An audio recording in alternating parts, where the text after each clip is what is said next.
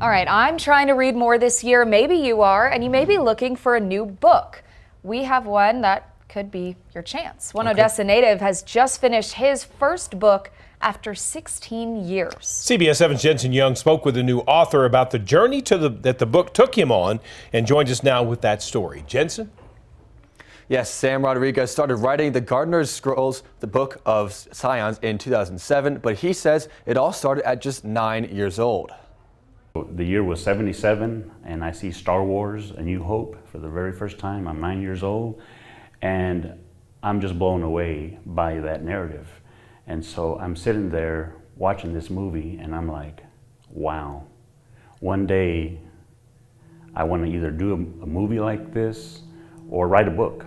It wasn't until he saw Lord of the Rings that he knew it would be in a fantasy world. In 2007, the book got its first words, but still working his day job with First Basin Credit Union, he struggled to find the time and motivation to write, and he would end up putting the book down for months at a time. And then I'd watch a movie, I'd hear a song, or I'd read a book, or there was something that happened in life that inspired me to say, go back to it, finish it.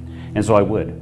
He would be brought back to the pen and paper and start sketching new characters and brainstorming new ideas for the story. Throughout his life, Rodriguez knew he processed things a little bit differently. It wasn't until 2022, when he watched videos about being neurodivergent, that he really discovered what was different about him. They were listing all the different symptoms, and I was like, oh my gosh. Even though I haven't been clinically diagnosed, I have those symptoms, or those neurodivergent tendencies.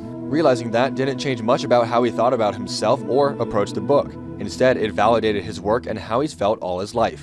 Finally, in 2023, Sam achieved his lifelong goal of becoming a published author. His novel, The Gardener's Scrolls, Book of Scions, is set in a different universe and follows a group of misfits who are sent on a long journey to prevent disaster.